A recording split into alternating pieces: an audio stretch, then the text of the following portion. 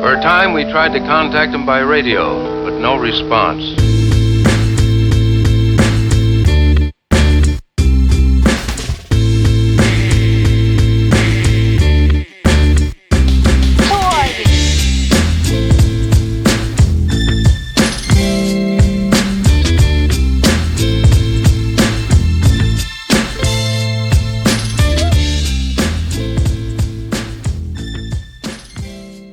Welcome, everybody, to episode 14 of the Dumb Marks podcast. And this week, we have that returning Batman and Robin duo to the podcast again. I'm Robin. WWE Jason and Donald.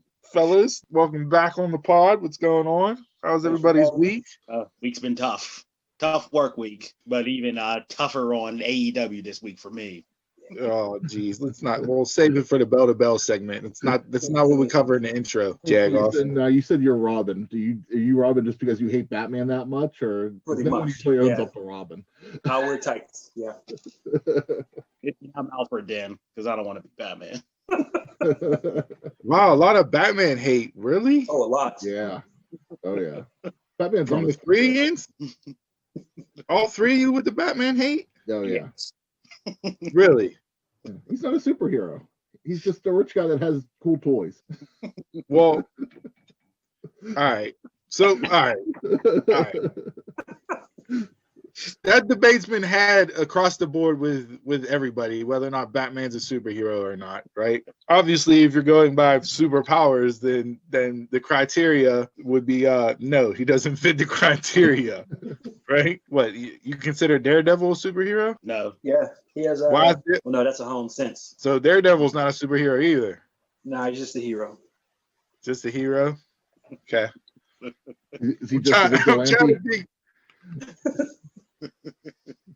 Trying to think who else we can fill in it. All right, whatever. We'll come back to it. We'll do this at another time. We'll give our superhero rankings at another time. So I posted on Facebook this week. I had a proud dad moment for everybody that saw it. But for the listeners, my son, who is a junior in high school, he's in the ROTC Air Force program for the school that he goes to. He got recognized this week. He won a national award, got a couple other awards for his ROTC program at school. He got promoted up to technical sergeant and got a shit ton new ribbons and a medal to go along with his national award. So I had a really proud dad moment this week. That's I was awesome. able to gloat.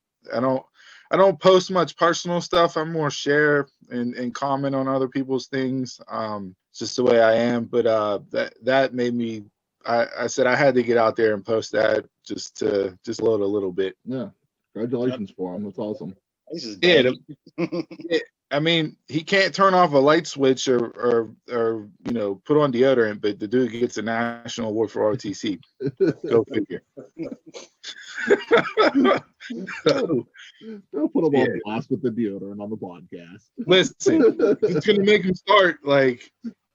It is what it is. Yeah, so that was my thing. And then I guess the big hoopla, which is causing a beef between movie theaters and those types of AMCs and IMAXs and everything, whose stocks took a little bit of a hit this week with the announcement. Big movie launch coming to HBO Max in 2021, right? Yeah. It's really starting this month with Wonder Woman 1984 going on Christmas Day. Yeah. So yeah, big start, and then a lot of continuation in 2021. I'm happy. Now, I wonder if this will change Disney's game. I mean, this streaming is still relatively new as far as brick and mortar businesses like movie theaters and so on and so forth having to catch up and adjust with the times. So like you saw them, they caught a lot of flack for putting Trolls on instead of just doing it strictly in the theaters. And I mean, they made more money with the $20 Trolls rental, the Trolls 2, than the first Trolls movie made, out in theaters for as long as it was. So I guess what I read was that they'll put the movies on HBO Max for a month and then pull them off, and they'll continue to be released in the theaters. Yeah. So you have a month to watch it, stream it on HBO Max, and then it'll own in theaters. Yeah, My thing, Mike, given the times, can you be angry? No, you can't. I mean, you can't really be angry at it. listen, in any business, you got to adapt. You got to be able to change and adjust. Business models change all the time. That's what separates the companies that last around for 100 years compared to the companies that are only around for a year and a half. My big thing is, and I don't know how this is going to affect people, but with streaming, I noticed Comcast, who I have as a cable provider, starting January, Wi-Fi, after you use so much, you're going to get charged like the old cell phone bills. So once you go over your data limit, once you go over your Wi-Fi limit, you're going to get charged an extra, I think it's $10 per gigabyte or whatever, however you translate the Wi-Fi. But yeah, so I know in my house now, this past month, because the kids are both homeschooled, me and my wife both work at home, so that's 4 devices that are on Wi-Fi for 8 hours a day, if not more, based off of work schedule and school, plus cell phones, laptop, Xboxes. Like, we went over that limit, so we would have been charged extra starting the first of the year. I know people want to cut the cord in that, but if Comcast's move on the chessboard is, okay, we're going to start charging you and go and revert back to old cell phone bill wise. Once you go over that, whatever 10 gigs of data, you're getting charged $5 for every gig or whatever the case may be. I don't know what the next move is after that. Like, it's almost, it's almost a choice. You're either going to have cable or you're not. And if you don't have cable, since you're streaming all the time, is your bill just going to end up being as much as it was with cable? No. That's gonna make me rethink some things because I leave my system on 24/7. Yeah. Do you have Comcast? Phone. Yeah. Go into your log into your Comcast account and look at your bill and look and see how much Wi-Fi you used. I think it's like 1.2. I don't want to say terabyte. I don't know the technical term, and I'm not a tech wizard with it. I just know my wife saw the article and pulled it up, and when she looked at it, she's like, "Oh shit! Like, we would have been charged this month because we went over." And it's not just from doing dumb stuff all day. Like, it's because we're at home nonstop. So, like, if COVID changes and we go back to work and the kids are able to go back to school, like, I don't know what that adjustment goes from, but based from, like, looking back over the course of 3 months, like September through now, like, yeah, we would have been charged. Sure. That was kind of the whole point for cell phones. You come home, you put your phone on Wi-Fi this way that you don't eat up your cellular data. So now you don't have to worry about your Wi-Fi data then. Right. Now, my plan, cell phone wise, is unlimited data. So do I take my phones off the Wi-Fi now and just go strictly on cellular data? So that upticks, and then what? They change that around too? Like, we're all bent over catching it one way or the other. Like, everybody's grabbing their ankles. Like, you think you're doing stuff to save money and you really don't. So I don't know. Keep everything out of everybody. Yeah, it's just something to keep an eye on. So, like, if you everybody being at home and streaming and whatnot, like, I suggest going and look at your plan and see what you have and see what your cable company or internet providers getting ready to screw you on starting soon. Because I got a feeling if Comcast, who's one of the biggest, if they're switching over and doing it this way, then the dominoes are going to fall and others are going to be right in line behind them. Anybody got anything else from the week that they saw that caught their interest, piqued their Yeah. Jason, I saw the McRibs back. How many of those have you had this week? I haven't been to McDonald's since COVID started. Still not? No? Okay. I mean healthy, I guess. Hi. I have never eaten a McRib. I had one once. You're not missing anything. I didn't have one either. Never did. Can't do it. Won't do it. Not gonna happen. If it ain't over, I can't have it. No, thank you. No, thank you. I don't know if I got anything else from the week that I saw. Christmas stuff is fully up in the house. My house looks like a Hallmark movie. So that's I'm sure that's what everybody is like right now. If you haven't planning on doing it, do it. It has made me a little happier to be in the house. I'm not gonna lie. Sit there at night with all the Christmas lights on. It has brought a little bit more joy to this rather screwed up year. Good. Need something. Yep. All right. Well, since we got silence across the board and this is a podcast where people talk, enjoy the rest of the show. All right, gentlemen, welcome to this week's edition of Bell to Bell. We're going to dive right in. Winter is here, and it looks like winter is here meant Sting is here in AEW now. It's Sting! How great was that hearing Tony Schiavone say that on TNT again? It was pretty cool. Yeah, I enjoyed the whole intro for it. As soon as it came up, I kind of thought, I was like, this looks like it's going to be Sting. And just hearing Tony call him back again, yeah, it was pretty awesome. So, like, if you Monday morning quarterback this, if you go back through the weeks, it was pretty obvious that he was going to show up, right?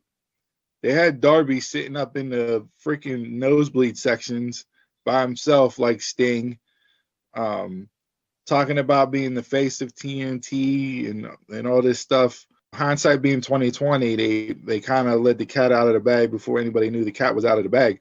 I just thought they were shifting Darby's character into a Sting-esque style with doing that. I didn't expect Sting to actually show up and be on the roster in 2020 and go face to face with Darby.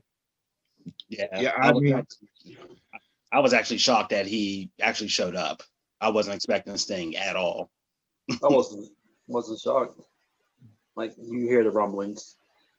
See, I didn't hear anything. And listening to different podcasts this week, Bully Ray on Busted Open was like, as soon as I saw his merch come off of WWE.com, I knew it was inevitable. And I don't pay attention to that type of stuff.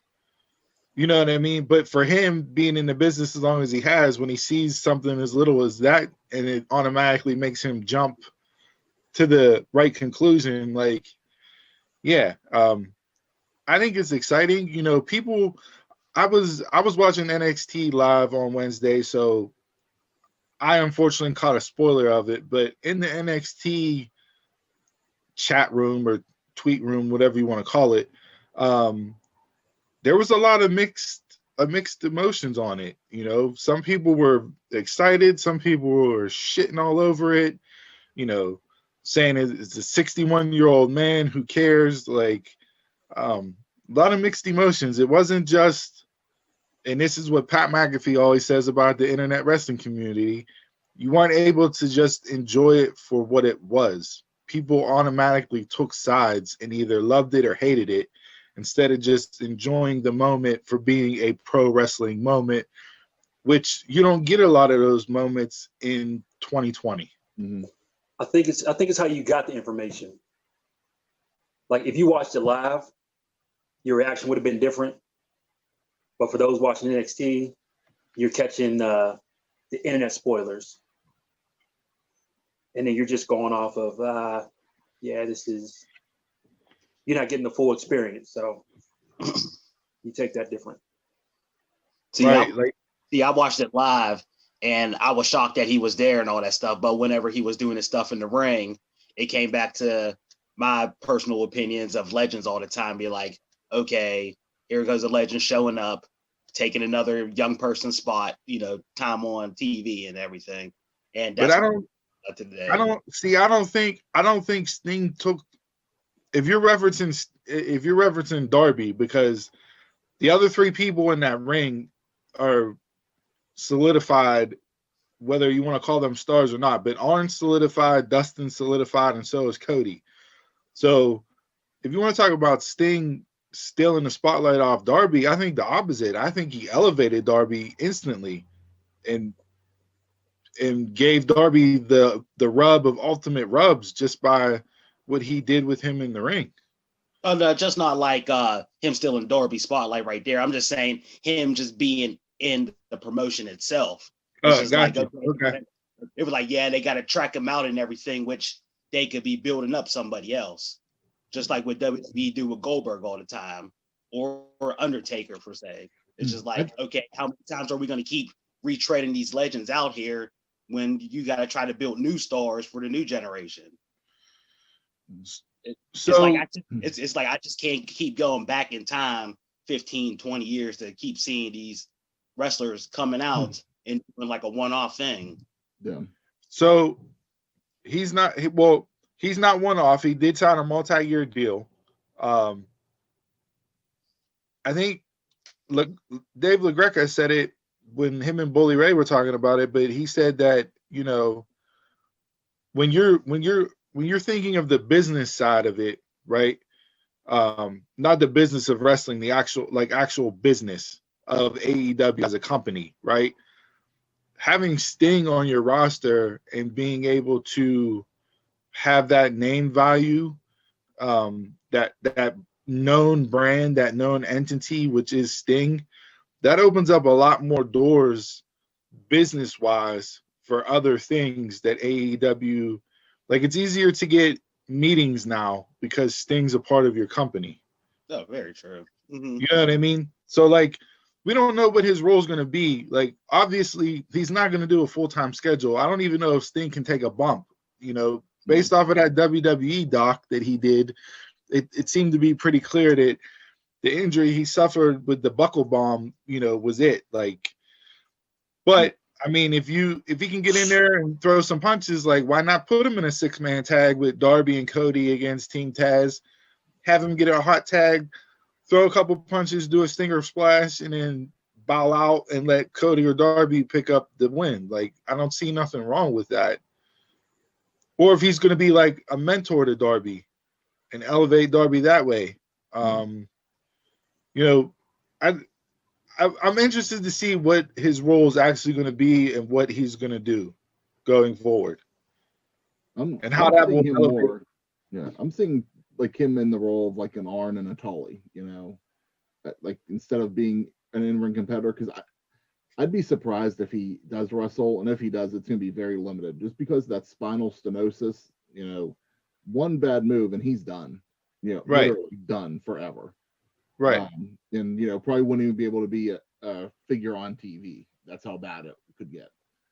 And I think, you know, he just needs to protect himself. You know, he wants to come out there, maybe throw a couple baseball bat shots to someone, you know, that's one thing. But taking bumps or even doing a stinger splash, I don't even know if I'd have him do that. You know, I'd just let him. I think he'll just be more of an on-screen character. I don't think we need an authority role, you know, but, you know, just, you know, if he wants to be somebody associated with them, I think that's about the extent that he might be able to do. But we'll have to now, wait and see for that. We saw, you know, Tony Khan tweeted out a couple weeks ago. He said, I have a bunch of aces up my sleeve that you guys are not going to get all at once, but it's going to change the landscape of pro wrestling. And everybody was like, oh, what, the return of Pac? That doesn't do anything. Like, but I mean, we saw 2 aces get played on Wednesday night. You had the debut of Sting, and then you have what everybody's up in a buzz about, whether you love it or hate it, the crossover with AEW and Impact Wrestling. Yeah, this is going to be interesting to see where this goes. AEW already has their partnership with the NWA. You know, we've seen Thunder Rosa and Serena Deeb be on the program with the NWA Women's Championship.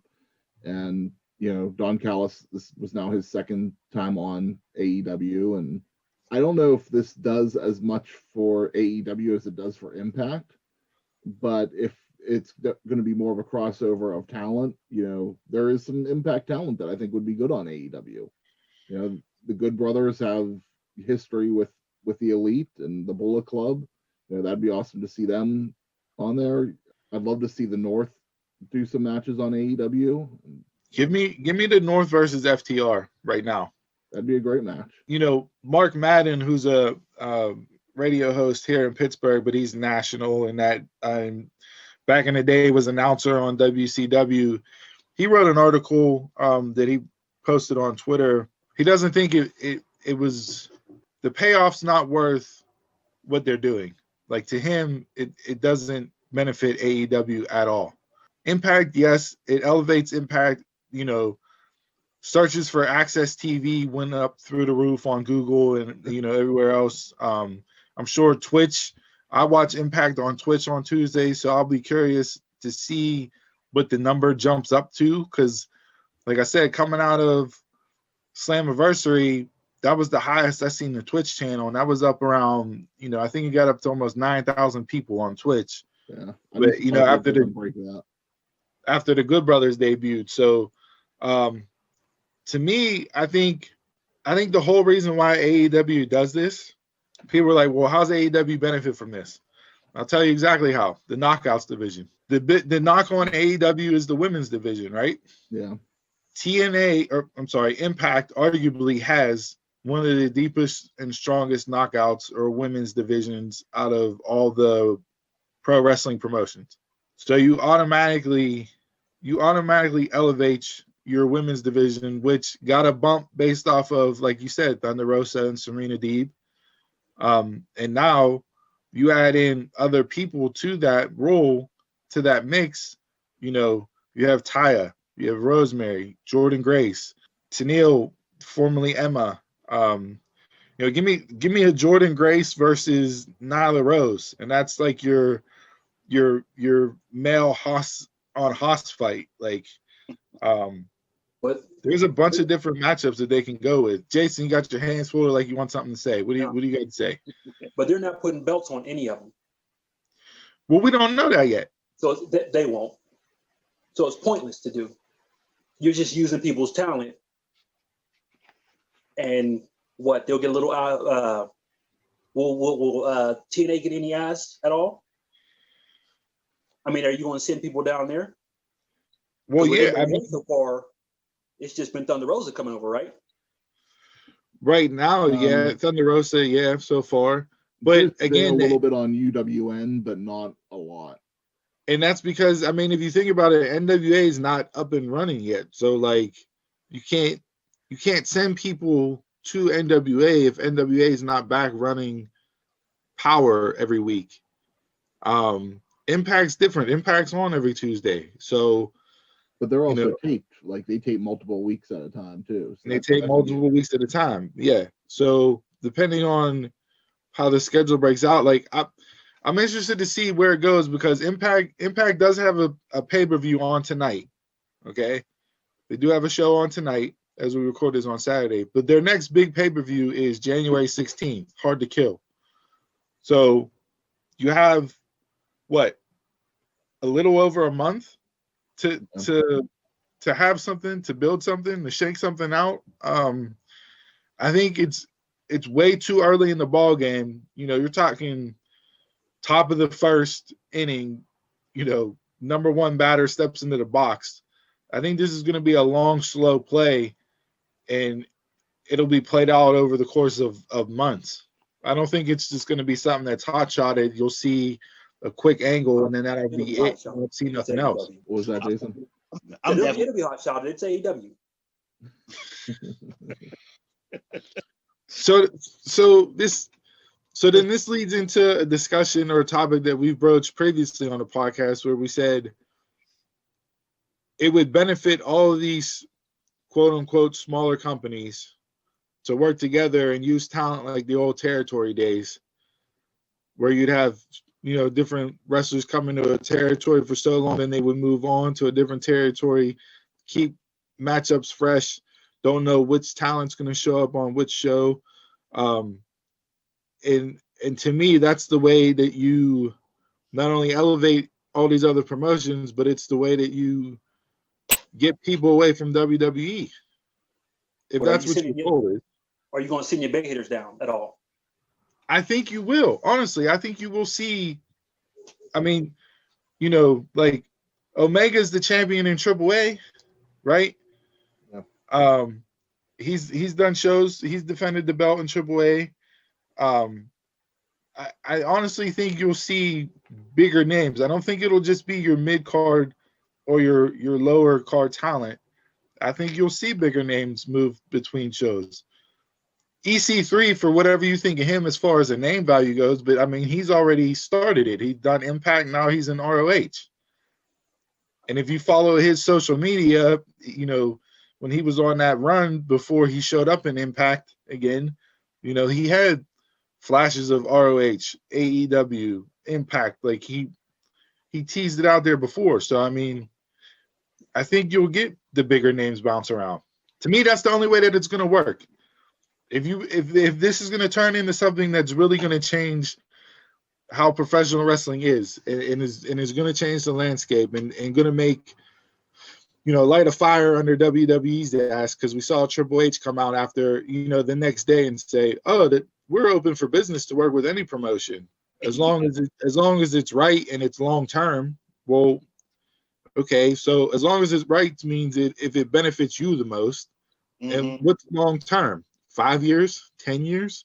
If it's benefiting you and it's a smaller promotion, then it's not going to last for 5 or 10 years, because you're going to sign all the talent. Just like Evolve, just like they did with that. Look at ECW. They funded ECW, and they took the talent, and they end up taking their time, not necessarily their time slot, but took their spot on the Nashville network at the time, and on TNA led to the downfall of ECW. Yeah. So how long until this becomes AEW? How long till what? Till this becomes AEW. What do you mean till this becomes AEW? Like, so they turn to WWE? I don't think that'll happen, and the reason why, because it's going to be a Penn State situation. But AEW was started by wrestlers that were independents that came up on an independence, minus Cody, who understand the value of working with different promotions, which is why I think this will be different. I don't think this is going to be a game where AEW in the long term signs all the top talent, has a robust roster, and doesn't do anything with anybody. I just hope they don't jump into doing title versus title matches too much. Like the AEW champion versus the Impact champion, because then that's where in the history that's always gotten sticky, because that's whenever the person running Impact is just like, well, I want my champion to go over, and the person running like AEW is like, I want my champion to go over, and there's going to be an issue. If you just do storylines with these guys, you might be okay, because I think you might be able to have more of a game plan. But yeah, once you try to get like which brand better, that'll be interesting. What's that? Don't they want to get the fans what they want? So when they start clamoring, you're going to get that title versus title, and then it's going to go downhill. Like, we've never seen this before, right? We haven't seen it. We're not old enough to see to know how it was actually during the territory days, right? Where you had Flair drop into Memphis and work an angle, and then he would leave and go to Kansas City and work another angle, and then we weren't around for that time. So as far as us for viewing this, and for a lot of people, it's brand new. We have no idea how this is going to look and shake out. We really don't. We can speculate like we're doing now, whether it's going to turn into roses and pretty flowers everywhere, or it's going to be just an atomic bomb shit show. We have no idea. I don't know which way you lean one way or the other, just off of what happened Wednesday night. I'm assuming, Jason, you're more on it's going to be a shit show and not work. A shit show. Yeah. For me, I'm very interested in it, because I haven't watched Impact since AJ left. So I don't know how many years ago that was. So I don't have access at all, but I really want to tune in on Tuesday to see what's going to happen. So watch it on Twitch. Yeah, watch it on Twitch. On Twitch? Okay, yeah. I got you. So. Yeah, but I mean, Chris, me and you talked about this, early on in the pods for the pod, how Impact's roster now, it's a stronger roster than what people think. Just people haven't seen it. Yeah, and I've said too before, I like the roster. There's just something still missing in Impact, and maybe this will be a little bit of a shot to show the talent better. Yeah, Impact to me is still just, they're still recovering. I know you really like them. I know you think that they're really strong. To me, it's just, well, I wouldn't say really strong. When D'Amore and Callis took over, they've elevated what Impact was based off of the talent that they've had. Yeah, they've done, what they've been good at has been storylines and long-term booking and elevating people that were unknown when you first saw them to now they're known names, like an Ace Austin. Just off the top of my head. So like, I do like Ace. I think he is talented. I liked him. He was down MLW for a bit, wasn't he? I believe for a brief stint. Yeah, I liked him down there too. Yeah, this will be interesting because I mean, it's where Impact's at too is an interesting situation with you have Rich Swann as your champion right now, and if Kenny Omega is coming down there, is Kenny Omega Rich Swann really something that you want to see? Yeah. Or are they going to put the belt on? Or is that going to make them elevate their title a little bit better? Maybe put it on somebody else. But then who do you put it on? Yeah, well, that's where you wait and see where it goes. But I think if you're just looking at, if you want to look at it from the scope of, okay, why does this benefit AEW? And the Young Bucks gave an interview Thursday that will be released on this upcoming Wednesday. I forget who did the interview, but they put some snippets out from the interview, and the Young Bucks, this has been what they've wanted to do this for the past 2 years.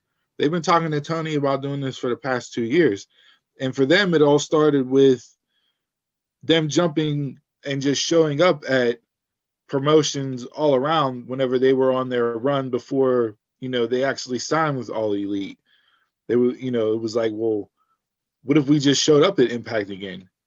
And you saw them just pop up at indie shows randomly across the country, and a little bit bigger, from the smallest of indies to the biggest of indies. They were just showing up on those shows, and it was great. Like, people were loving it. Like they said, one of the biggest pieces of business they did was what they did with the Hardys in Ring of Honor. And that was like, they got the Hardys to come in the Ring of Honor and do that stint whenever the Hardys were at their end of their Impact run before they went back to WWE. I think they have a vision for it, and they want it to work. So I'm hoping it's able to work, because I think it'll be really enjoyable for the wrestling fan. So if the Young Bucks show up in Impact, are they the Young Bucks, or do they have to revert back to Generation Me? Doesn't matter. I mean, whatever you want to do. When you come on work, you got to go by this name. When you're on your work, you go by that name. The interesting thing to me on this, and I'm not trying to put the cart before the horse on it, I just, it's just something that I'm interested to see if it evolves to anything, is, okay, now we have AEW and Impact working together. Don Callis is also an executive with Impact and New Japan. And New Japan now has a new president. Does this maybe lead to anything with them? Not saying that it's going to, because this has been a topic since the formation of AEW, but, right. Maybe with this, could it lead to something? And I'll be interested to seeing if it does or not. All right. Well, enough of that. Let's jump into anything else wrestling-wise that you guys watched or caught your eye this week. MLW put on another strong episode this week. Davey Boy Smith Jr. and Low Key was the first round matchup in the Opera Cup. Was a strong match. And then afterwards, what shocked me, Davey Boy's done with MLW. I saw that. So surprising. That's it. That's a name out there now. Where does he land? Because I think he's a talent that can go places and really do well if given the opportunity. I don't know if he's still signed to New Japan or not. So he's not.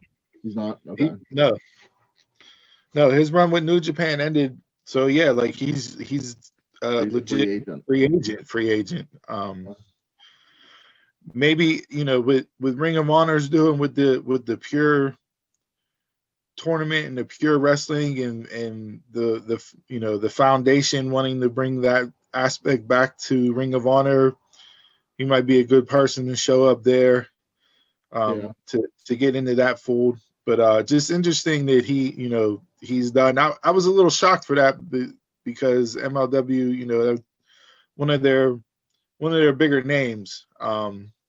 But Court's done a great job of having talent for a little bit, writing storylines for him while he has them, and then wishes them well as they move on. So he has his heaviest hitters locked up for multi-year deals like Hammerstone and Jacob Fatu and that. So he'll just continue to do what he does and write for talent while they're there. And whenever they leave, he wishes them well and moves on to the next batch of talent. And then I think on MLW, I saw Court say that the Opera Cup, we're going into the semifinals next week. And I guess where the past few weeks we've had 2 matches or so a week. We're just going to go into 1 match for the next couple of weeks until the finals happen. So, yep, we'll see the finals before the end of the year. But right, Impact this week saw the debut of Jazz. She teamed up with Jordan Grace in the Knockouts Tag Team Tournament. So that was Jordan Grace's TBD partner. This is like Jazz's farewell song as far as her last run. She's kind of made that known. She's winding down to what is an often overlooked and underrated career. She's won major championships across the board everywhere she's been. Definitely a talent. I agree. She's definitely underrated.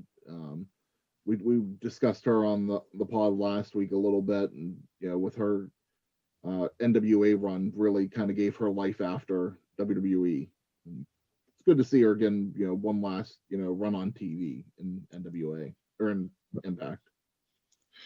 All right, and then WWE wise, we did our prediction show for NXT for War Games. We recapped NXT from Wednesday night. Donald or Jason, I don't know, you guys have any thoughts to share from Wednesday night, what you saw, what you're most excited for the pay-per-view, what you're looking to get out of it, if anything at all? I'm all ready for the women's War Games match. Man, that main event had me very interested. See, so me and Chris talked about this on the prediction show, and to me, the women's War Games match is WWE doing WWE, where they have a gimmick pay-per-view with a gimmick match, so we have to put people into the gimmick match. Like, the whole thing started over the crushing of a tank. To me, that's not worthy of being in a War Games match. I think you're getting both. You're going to get both regardless, so you got to come up with a storyline. I think even if it's nothing. Yeah, we were definitely I think me and Steve were more invested in the men's match than the women's, but really? Yeah. And I say that only because the story has been better. I mean, true, yeah. I'm not gonna lie, definitely better with Pat and and all that. Yeah. There's something about the women that just have me intrigued a lot. Yeah. Oh no, I think the women are gonna. Like last year's, I think that match may steal the show again. Yeah. I'm just worried that Shotzi Blackheart is gonna kill herself. So. Like she's gonna. I'm literally like that. Anytime she does the spot, and I hope I've tweeted her out consistently every week leading up to this, and I said, Shotzi, please stay away from the top of the cage. But anytime she goes to do something in this match, I'm gonna get nervous and like almost look away, because she takes nasty bumps and I don't know what's gonna happen with her inside of a 20-foot cage. The only and with the men's War Games too, I know that Undisputed Era is like the only faction down there the last couple years, but I'm starting to get like fatigue from them from War Games. This is like what, 4th in a row now. Yeah. Mm-hmm. It's like starting to be like, okay. So you say fatigue from Undisputed Era. One of the big things that was going through the conversations on Twitter was Undisputed Era as a faction. Where do you rank them amongst the factions in the course of pro wrestling? What level do you have them on? Or who are they ahead of? I know I'm putting you on the spot and not giving you time to think about it. But are they obviously top wise, faction wise, you have what? 4 Horsemen, NWO, whenever it was just Hogan, Hall, and Nash. Okay, we're not talking about the geriatric NWO where if you had an AARP card, you got into the group. Like, we're not talking about that. We're talking about just them and DX. Mm-hmm. New Day. New Day. Count faction. I do. Evolution. I consider them a faction. Evolution. Yeah. The Freebirds. I put them top 10. Oh, and then now you're naming more people. Shit.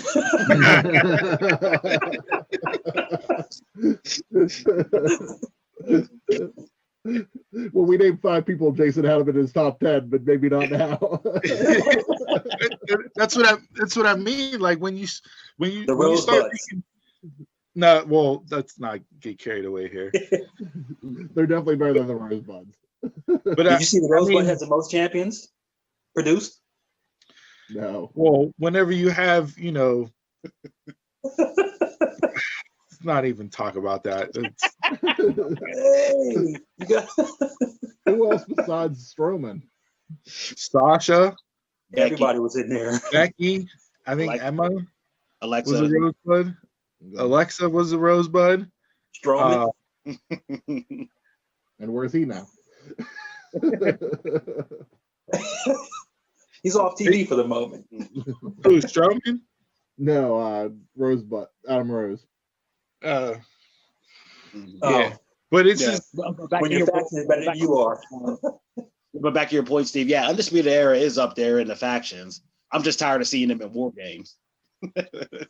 Yeah, I mean, I think it's pretty obvious that they're going to win on Sunday. They're baby faces now. They've lost the last 2, so to me, they're going to go over.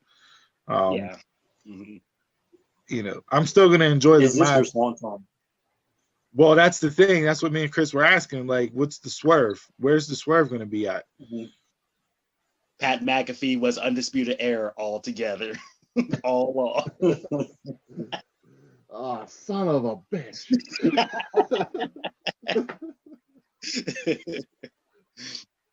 That would swerve me. Well, since we got off topic with a random, faction question, Dustin Rhodes tweeted out earlier in the week. He put out a women's Mount Rushmore, and his women's Mount Rushmore was Fabulous Moolah, Sherry Martel, Medusa, and Miss Elizabeth. Of valets? No. Hey, Miss Elizabeth, as far as contributions to women in wrestling, it's kind of hard to knock what she was able to do. Yeah, she destroyed the Mega Powers. So, like, I mean,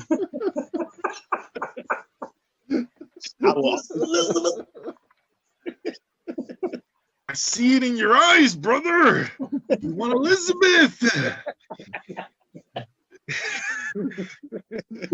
So, like, just randomly thinking about it, if you had to go Mount Rushmore women, all-time professional wrestling, do any of these names that Dustin put out there, are they on your Mount Rushmore? Yeah. Yes. I saw that tweet the other day, and I was trying to go through it. I didn't finalize my list because I think it's so tough. It is. But whenever I was trying to go through, Moolah was definitely part of it. Sherry was part of it. Medusa was part of it. I didn't go Miss Elizabeth. I was thinking more like wrestling talent than valets. But then it's just like once you get those 3, okay, then you're still missing like 20 years there. After that, it's just like, yeah, but I mean, like, there's then you have like Aja Kong, like, women like that are from Japan that are way more relevant in Japan than they were in the States, but a lot of people are going to leave them off their list because of not knowing about it or not being seen. Like, it was just interesting because I was thinking about it, and like you said, you could take Miss Elizabeth off and throw Mae Young on there, and I think that's a solid 4 based off of what Dustin tweeted out. And then you can pick and choose to take ones off depending on what list you come up with. So I know, like we always do a men's Mount Rushmore, and that's more like that's more subject. I mean, any Mount Rushmore subjective based off of what you like, and pro wrestling so subjective in who you like. It's kind of hard to come up with a legitimate top 4 to put on a Mount Rushmore, but it was interesting to see. So if you go like kind of like with the men, you kind of almost go with the eras. Like some people go like the traditional of just, you know, Bruno, Hogan, Austin, Cena. You know, like that's kind of been one. If you just go off the eras. So if you would go that with the women, would it be Moolah, Wendy Richter, then maybe Medusa, Alondra Blaze, and then maybe Trish? So it's funny that you bring up Trish.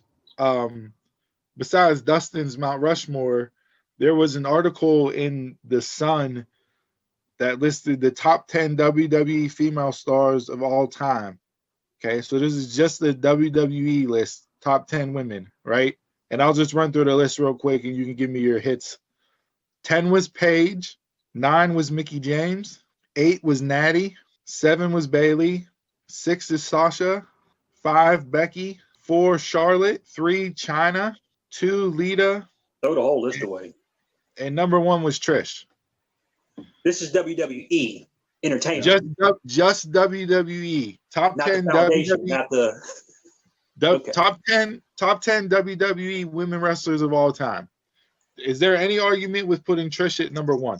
Trish was never my number 1 at all, ever. No. For champion, like for title wins, yeah, I guess that's why she's probably number 1. But as an in-ring competitor, no. So like Dustin tweeted out there, Medusa and Sherry Martel, like, you know, how do you not have them on a top 10 list for WWE? Alondra Blaze held the women's title for how long? I mean, after she left, the women's title wasn't around for how many years? But that's like, what I'm thinking. That you also have to think of how invested were they in the women's title at that point? They basically brought the women's title back just for Alondra Blaze, and it really went nowhere. Like, I think that's such a flip on the history of the women's championship. But at that time, there wasn't a lot of women in wrestling either. Sure. So you know what I mean? Like, she didn't have a ton of talent to work with at that time, you know? But I'm just saying, like, even whenever you just do promotion-specific WWE, this list 10 through 1, we have 4 people on here, and I don't think we can agree with the 10 that are on this list and where they rank them. That's almost just 2000 and beyond. There's nothing... China, you know, 97, 98, but we'll just call it from like 2000 beyond. You know, there's nobody really before that. So yeah, you know, just interesting stuff to play around with from time to time. You know, that you can spend hours talking about because of all the different variations and based off of who's your favorite and who you liked, who you didn't like. You know, like Jason said, Trish isn't number 1 for him because it was never number 1. So, you know, but yeah, we'll see. To keep the theme of WWE going here, anybody watch Raw or SmackDown and thoughts on either show? I did not do my homework. I didn't watch either one. Come on, Chris. I just caught the end of SmackDown when I woke up, and I just come on, man, y'all. So Raw. Raw started off with a moment of bliss with Alexa, who is just absolutely, you know, she is killing this role. You know, character work wise, her and Roman are up there 1-2 for what they're doing now. And you can honestly have an argument over who's number 1 because she's been that good in this role. She came out. Orton came out, they had their segment, and it basically ended with the notion that Randy Orton has found the Fiend's weakness, and it's Alexa Bliss. So everybody's like, well, the Fiend is an indestructible character. There's no weaknesses. What's the chink in the armor? And apparently it's Alexa Bliss. They did lay a few, I don't know if you want to call them Easter eggs out there, but, you know, Randy's like, who's manipulating who? the Fiend manipulating Alexa, and Alexa countered back like, who's manipulating who? Meaning she was the one pulling the strings. I'm under the belief that all along it's her pulling the Fiend strings, not the other way around. I don't know what you guys' take on it is, but the thing that I'm a little worried about with this is Vince sees Alexa and Bray as baby faces, and Orton is going to be the heel in this feud. I don't think you can slot the Fiend and Alexa, their characters, into a babyface role. To me, they're tweeners. You either like them or you hate them. They're not a true babyface or a true heel. That's just me looking at it. So that if you're gonna book it strictly as babyface versus heel, that's where I'm gonna be a little worried about what WWE is gonna do with it going forward. Thoughts? Anybody? Nothing? Don't care. I know Donald and Chris don't have nothing to say. Jason, you got anything to say about the opening segment? It was interesting. I just don't want it. I kind of don't want it to be her pulling his strings. I think I would make it so much better. Like from the get-go when she started doing it, I was always referencing her as Sister Bliss. Mm-hmm. And Sister Abigail was the one that controlled the Wyatt family. The spirit of Sister Abigail was the driving force behind the Wyatt family, and that so like that's where I thought they were going with it. Obviously it's different. She's not, well, we don't know yet, it's still unfolding, but they're more equals, so we'll see how it plays out. But yeah, so if he's equals more than him being a puppet, I like that. So I enjoyed that part, right? And then that was real good. And then they immediately cut into a Symphony of Destruction match between Jeff Hardy and Elias. Come on, man. There was some good spots. Jeff Hardy should not be walking around. Oh no, he shouldn't.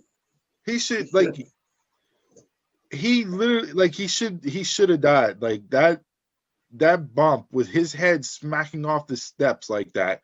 I don't know how he is up and walking right now. Yeah. It's one of the nastiest things ever. And to me, this is where WWE just runs feuds way longer than he should have. You had a guitar on a pole match a couple weeks ago that was supposed to end the feud. But wait, no, we have to add the whole fucking orchestra in order to end the feud. So let's make a Symphony of Destruction match. And because there's more instruments out there, that this will definitely end the feud.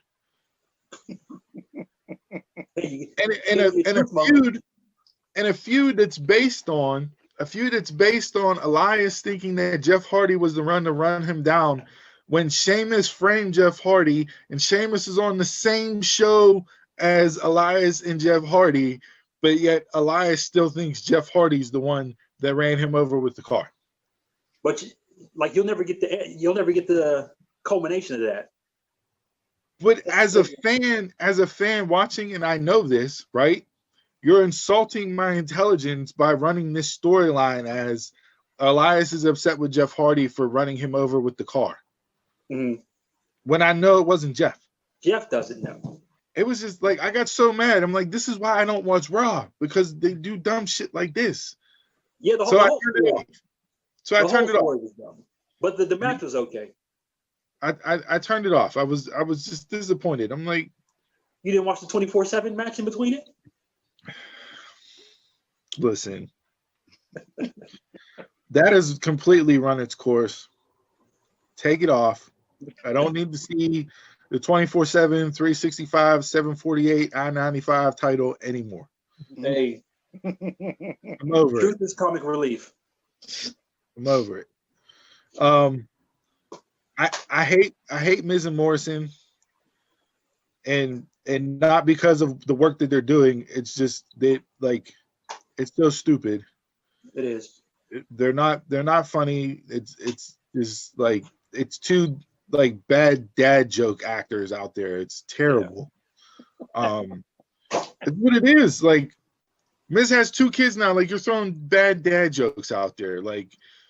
Just give me the serious Miz from Talking Smack and let him cut promos on people. That's what I want to see out of Miz. Yeah, that's what you got a little bit out of it. What's that? That's where he should be with being the Money in the Bank person now. Yeah. Right. You saw a little bit out of that, telling Sheamus, oh, you want to laugh? Why don't you laugh at your career? That's the real joke. Like, I got a little bit of it, but I want that all the time. Yeah. Give me that all the time. Please. He's very talented on the mic. And maybe it's because, I don't know if any of you guys watch Ms. and Mrs., but that was kind of like the highlight of the episode this week was him and Morrison and their humor, basically. And so maybe that they were trying to tie everything together with that episode. And then this whole Drew and Sheamus best friends when we know Sheamus is going to turn. That's why I watched the main roster. I'm sorry. I thought you were going to keep going. I don't know what happened. But yeah, when you know that it's going to turn, I don't know. Do they have anybody set up for Drew for TLC yet, or is it going to leave? AJ? You can't say that and then like MJF in the inner circle. You can't say that and then like Omega and Hangman. Hold on. If you go back, you can't say that and then like Will Hobbs. Sure you can, because it depends on how the story is told. Right, and that's the difference. That's the difference. With WWE, I already know how the story ends. MJF, AEW. You don't know how it's going to end with MJF. You don't. Well, I knew Will Hobbs was going Team Taz. I was hoping Hobbs was going to go Team Taz. Hoping. But I mean, like, yeah, down the line. MJF and Cody, yeah, you knew that was going to happen because that pairing just didn't. That wasn't. But you knew that you love them.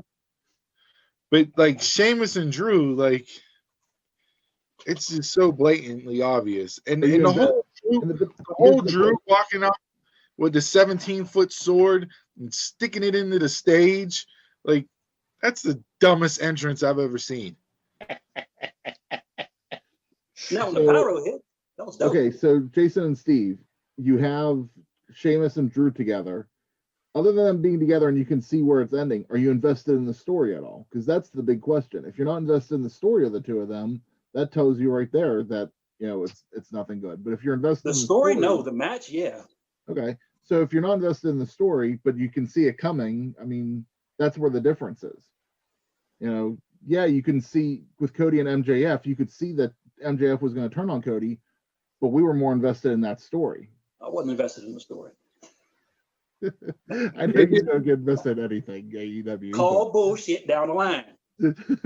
No, I didn't think the Cody MJF one was bullshit. And I don't watch Raw, so I can't comment on how I feel about that storyline, but I at least enjoyed the Cody MJF storyline, but I knew what was coming. I was just along for the ride. Even just you guys telling me that Sheamus and Drew are together doesn't even interest me. I might look forward to the match once they do the match, but the storyline wouldn't build up for anything because I don't think either one of them are strong enough on the mic or telling a story to build to a story. Yeah, Drew on the mic with this babyface champion has just completely turned me off from him on the mic.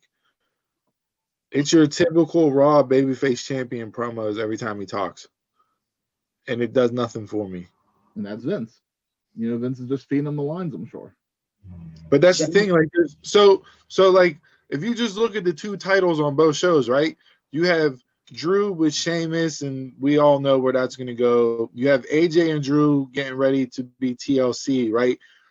If you look at the championship on SmackDown, I'm way more invested in Roman versus Kevin Owens and Jey Uso and that than I am Monday Night Raw. And it's light years ahead. They have a legit storyline going. I think McIntyre they're just throwing stuff together there. And this brings up my point back to whenever we talked about Survivor Series is who are your stars? You don't like WWE is so WWE brand centric that if you look at the rosters, you don't have stars to go against stars. On Raw, you do on SmackDown. Right. SmackDown right now is different, what they have going on. But even after Kevin Owens, I would say the only other person for Roman would be Daniel Bryan and Seth. But Seth's off TV. He's gone. He's gonna be with Becky. So no, that's until Rumble. You think he'll be back at Rumble? I think he'll be out longer than that. I think he'll be back. I don't know. I'm not sure if Becky will be back. I think he'll be back. Yeah. So I'll revert back to the storyline thing. So Steve thinks that The Rock's going to return at WrestleMania to fight Roman. So I said that would be my fantasy booking of it. Is that what they're going to do? No. But if they pull that off, like like I said, that storyline of you keep calling yourself the head of the table. I'm the true head of the table. You're not the head of the table until you beat me. No. And right there, I'm here for that. There, we're more invested in that storyline. He might be able to see what the end game is for it, but he's invested. Yeah, Roman goes over. Yeah, but I'm here for that. With Raw, it's just not the same. SmackDown was way more enjoyable this week. Even though they had some stuff that was hit or miss. I like the tribute to Pat Patterson being played throughout the show. They replayed the package they did for NXT that opened the show on Wednesday night, which besides like Dusty was one of the best farewell tributes they've done to a member of the roster that has passed away in recent memory. It was done really well. Pat Patterson, man, the man touched so many people, and his influence on the sport and what he was able to do and concepts. I mean, he came up with my favorite pay-per-view, the Royal Rumble. Like what he meant to that company. I don't think WWE and I bet you Vince would say this, and Vince was visibly shaken up on screen last night. Like you could tell he was fighting back true emotions last night. Sure. WWE doesn't get to where they are now if they don't have Pat Patterson. No. Yeah, very true. Vince's right-hand man for sure. Yeah, WWE would be nowhere without Pat Patterson. When you hear all these guys tell their stories of WWE back in the day up till like I'd probably say like the Attitude Era, it was always Vince and Pat. They had their meetings at Vince's house every week by the pool, and that's where they wrote TV every week. And it was the two of them running things. And yeah, I agree. I don't think WWE would be where it is today without Pat Patterson. All right. Anybody else got anything from wrestling this week? Bell to bell, long segment, but good stuff. Yeah, one thing. Did you see CM Punk's tweet about Pat McAfee saying he was the best thing going NXT next to Rhea Ripley? He said it's an indictment on WWE that Pat McAfee, an outsider, is the best promo in the business. No. He's not wrong.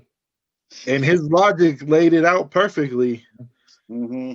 So, I mean, Chris, we talked about this on the prediction show and what we think of McAfee and what he's been able to do on the mic and everything else. So, yeah, it was, Punk showing up obviously gets people talking and everything else. But like what he played out there, it's not wrong. It's not wrong. No, not at all. You could clearly see. It goes back to lack of stars and them not letting WWE not letting their talent talk as themselves and be talent. I'm not sure who's running promo school down in NXT anymore because it was Dusty whenever he was around. So that's been a few years, and I haven't heard who's running that. I don't think some people just don't have it. No, that's right, true. obviously. Because even you should be able to, even if they feed you something, you should be able to deliver. And some people just can't deliver off that. So perfect example, right? Wednesday night NXT, Jake Atlas after his match rolls out of the ring and gets on the microphone. He should never have a microphone put in his face ever again. Yeah, no. Never. And I like what he does in the ring. Yeah. You just can't miss that. But like you can't nope, don't do it. Wasn't good. People shit all over Jade Cargill, coming out with Cody for her promo work, with the announcement of Shaq and everything else.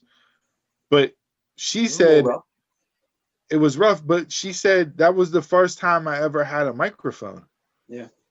So first time you ever have a microphone on national television with 800-some thousand people watching you, I would rather have what Jay did than what Jake Atlas did on Wednesday night. And that's not me being an AEW homer. I'm just looking at strictly as the way both of them talked on the microphone. Mm. Like, whether Jade's stuff was scripted or not, it didn't come across as being scripted. Yeah, because you can start playing off of each other if you have somebody with you. Yeah. Make it more natural. All right. Well, good segment this week. A lot covered, a lot to get into. We'll see how the landscape continues to shift and move moving forward. And if you guys don't have anything else, then that was this week in Bell to Bell.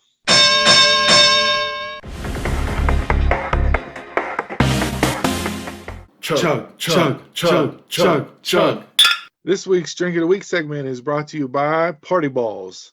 Everybody remembers drinking out of a keg back in the day, but there was nothing like going to a college campus, walking into the bathroom and pouring a cup of beer out of a party ball in the bathtub surrounded by ice.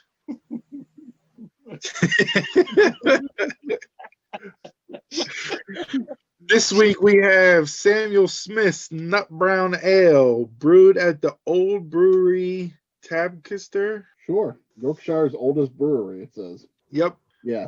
Yeah. Tadcaster on the side. Yeah. North York, Okay. England. It is 5% alcohol. It is brewed at a small traditional British brewery with well water. The original well sunk in 1758, but is still in use today. It's the best barley, malt, yeast, and aromatic British hops. Nut Brown Ale is relatively dry with a rich reddish-brown color, an inviting nutty flavor derived exclusively from a generous amount of roasted barley. Samuel Smith has the richest, maltiest, and nuttiest of the brown ales. In addition to the back of the label, besides the paragraph that we just read off there, there's a picture of there's a picture of some horses, and it says Samuel Smith Shire horses are used for local deliveries 5 days a week. So they still deliver this beer by horse-drawn carriage in this town in Britain. Hell of a label. Yeah. I actually have this cold. I know usually, in England, they like to drink their beer, room temperature, but I'm a cold beer guy, so I have mine cold. Yeah, mine's cold as well. This is by far the most informative label I've ever seen for a beer without even taking a taste. Absolutely. Yeah. It's on the label. It's on the label, and it's a pretty looking bottle too. You got the gold leaf wrapper around the top neck of the bottle. Nice British town picture there on the front. The bottle itself is stamped with Samuel Smith on it. Yeah. You really want to get your product across and know what you're drinking. This label will give you all the information you want to know about Samuel Smith's Nut Brown Ale. Your biography on the back. Yeah. Yeah, I feel like I'm handing in a book report. Here, teach. Yeah. So now the most important question: we like the label, but will we like the beer? Well, let's take a sip and find out if we like the beer. The aroma, smelling it, smelled really good. I'm not sure about the taste though. For a 5% beer, that has a powerful taste. Oh well, yeah. You definitely as the label describes. The maltiest and nuttiest of brown ales. You definitely get the hops and the barley for sure. Yeah. This is definitely along the line of a brown ale, for sure. One of the more flavorful ones that I've had. Yeah. Brown ales. It does have a lot of flavor to it. I'm just not sure I like the aftertaste. Brown ales aren't my beer of choice. If I'm looking at if I'm gonna pick an ale, I don't know if I necessarily am gonna be drawn to a brown ale. No. Yeah, I like brown ales, more traditional ones that I've had here in the States. So I don't know if that's the difference between this being a British brown ale and maybe American brown ale, but the aroma, like as soon as I opened it, I'm just smelling it. I love the aroma. I think it smells good. It makes me want to drink the beer, but yeah, it's something whenever I'm drinking it, I get the nutty flavor that they were talking about, and like the traditional brown ale palate too. But yeah, there's something about the aftertaste that just isn't doing it for me. Now, do you think because this is a traditional British beer, and as we said, you drink it at room temperature, you think the flavor is different because it's cold? That's a possibility. If you walk into a pub and you were to get this, out of a keg, room temperature in Britain, I think you get a different taste than drinking it cold out of a bottle in the States. So they they ship it directly to Seattle, and then it's distributed out of Seattle, Washington. It's good. I'm not disappointed that I'm drinking it. I don't know if I had a 6-pack of this, it would probably take me a while to get through the 6-pack, or I'd have to power through it. Yeah, definitely. Yeah, I would be interested if I were to drink it room temperature and just see, because I bought it at room temperature and put it in the fridge. But maybe if I just buy it and drink it at room temperature, see if it's different. I don't know. What would you give it on the sumo scale, 1 to 5 sumos? I'm really trying to decide. That as soon as I took the first sip, I've been trying to figure out where I'm going to put that in there. I don't know. Like, what is it about the aftertaste that you're not digging? Like, to me, it's not like a bitter beer aftertaste or like a burnt. For me, yeah, it's like kind of like a burn and a bitterness. I mean, you definitely got the bitter beer face going on for sure. Yeah. Like, that's, I mean, 4 sumos. There's enough flavor that I think I could give this a 2, but I don't know if I'd give it much more than that. Oh wow! I don't absolutely hate it, because I think there's so much flavor in here. Like I said, the aroma and the flavor palette of it, I actually like. It's just there's something in there. Like I said, the bitterness and the burn that it's just not doing it for me. And you think it's the barley or the hops? Like, are you a big hop guy? Maybe because it's like a British style hops. Maybe my palate just doesn't like that. Isn't used to it. I'm gonna go 2.25. All right, I'll go 2.5. Okay. Yeah, I'll go 2.5. A little bit stronger than you. I'm not getting the bitter aftertaste that you are. I don't remember drinking like a true British brewed brown ale before. Yeah. So to me, this is like my first one. Like I said, I definitely think it'll taste differently if you were in a pub in Britain and you walked in and you got it in a mug at a pub. You know what I mean? It's just like Guinness. Like, people drink Guinness, cold here in the States, but if you ask for a cold Guinness, over there, you're gonna get punched out the bar. And I like Guinness here, but they say the flavor profile over there is so much different, and that's a bucket list item for me, is to have go to the Guinness factory and get a beer from there at some point. Yeah, and like you said, that goes with the barley and the hops and that it's different there than what it is here. So yeah, the flavor is going to be different. Like I said, I'm not disappointed in it. If I was at a beer exchange and this was one of the beers I got, okay, I'm glad I had one. But I'm not going to go buy a case of this. No, I agree. So all right. Well, that was this week's Samuel Smith's Nut Brown Ale. In the upcoming weeks here, we got some winter warmers and some Christmas ales coming at your way to ride out through the end of the year. And then maybe we'll switch over and get into some hard liquor there, buddy. Oh, yeah. All right. As always, we ask that you pick up your 40s and your brown paper bags, your solo cups, your shots, your bottles, your cans, whatever you're drinking to with us this week. Raise them up high and to good ships and wood ships and ships that sail the seas. But the best ships are friendships, and friends will always be. Salute. All right, everybody. This week in sports, we'll get into the action here. Again, football heavy, but some big news from the world of basketball this week. NBA, we saw LeBron James re-up 2-year deal with the Lakers. And then the big domino to fell with Anthony Davis signing a 5-year, $190 million deal, I believe, with the Lakers. So the champs get their two mainstays back, and they've added the sixth man of the year, the runner-up to the sixth man of the year, a sharpshooter. They look like they're primed to go on a run to try to get this back-to-back title. Yep, that's what it's looking like. The Lakers again in 6. Yeah.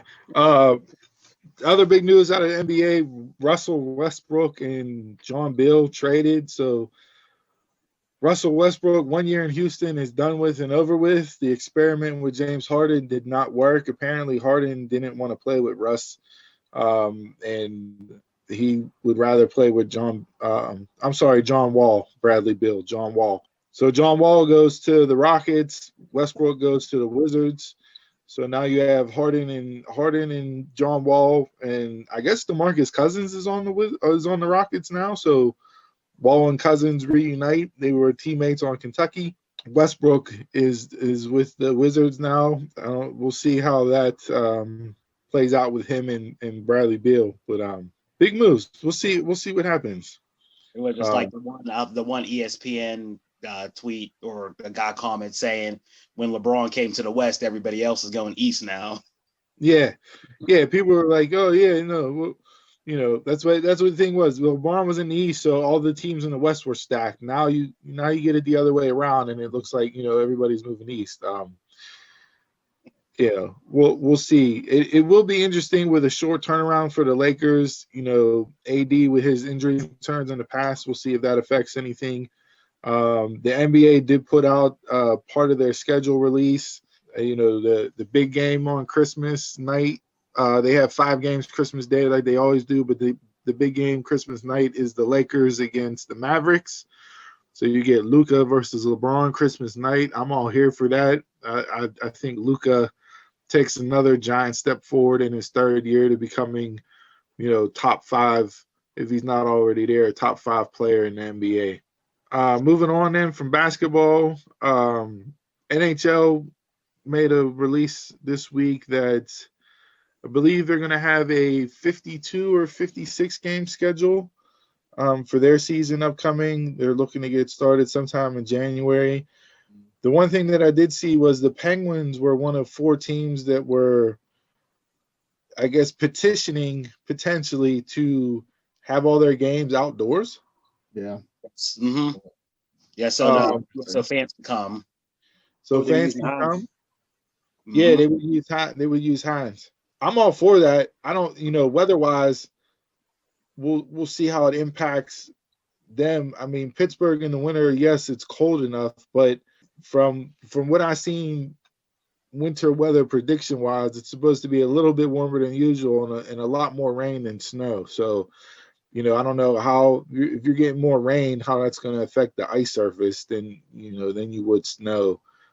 So maybe the gameplay itself won't be as great as it would be because the surface is choppy and everything else.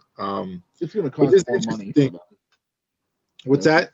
It's going to cost more money for them because now you're playing it like a Winter Classic game instead of playing it as a traditional game. Right. They've had that issue when they had the Winter Classic here in Pittsburgh that, it rained, so that kind of softened the ice up a little bit, and they had to give it a few hours to kind of get it hard again. But now they've also been playing some winter.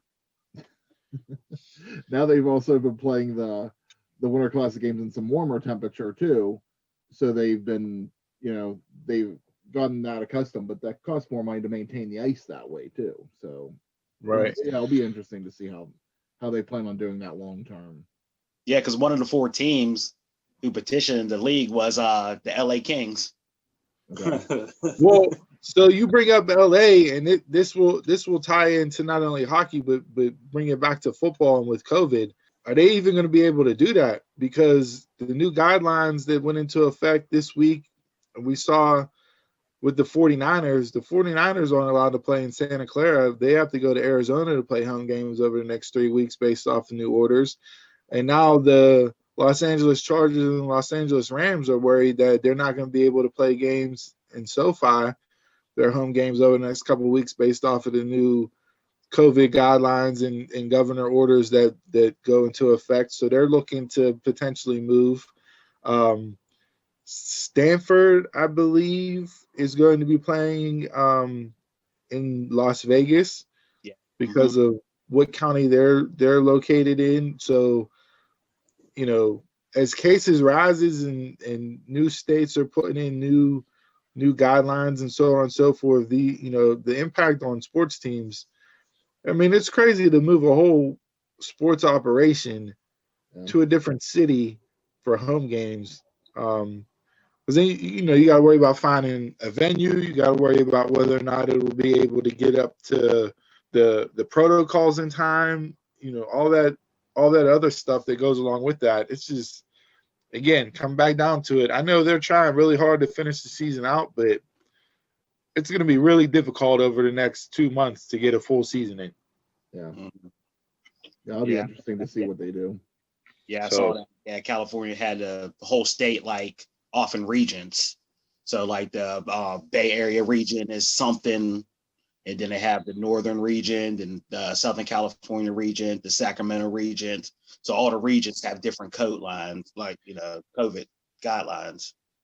Yeah, just interesting, interesting to see moving forward. So let's hop into the NFL schedule a little bit. The Steelers got to win over the Ravens on Wednesday afternoon football because the Rockefeller tree lighting was more important than putting that game in prime time. But the gameplay itself wasn't that good, so I can't knock NBC for not doing that. Got the W.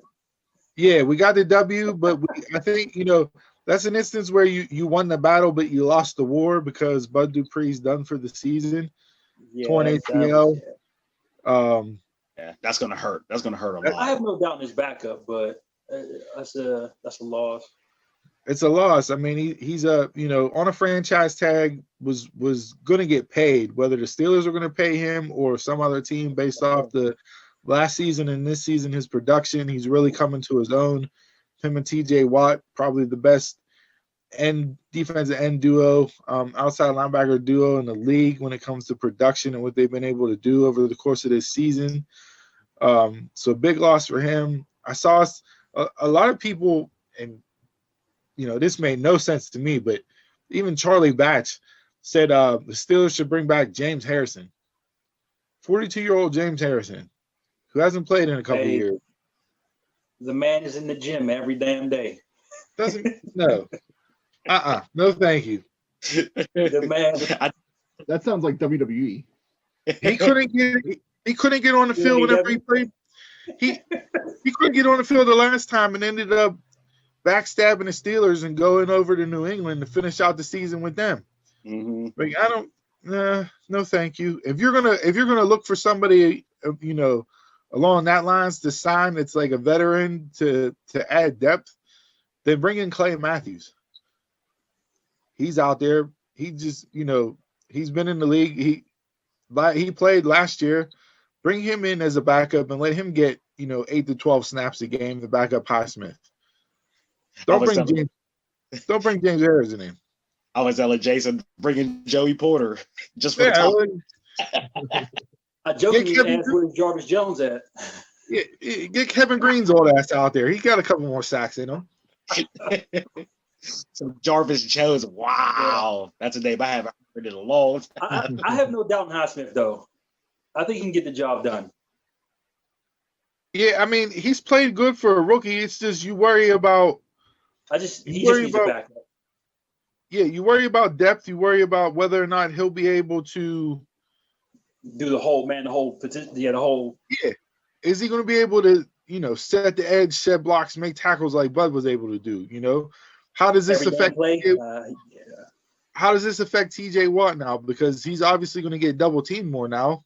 Mm-hmm. So, you're losing something there. It's just, I think, for the Steelers defense that has been ridiculously good this year, like unbelievably good. Right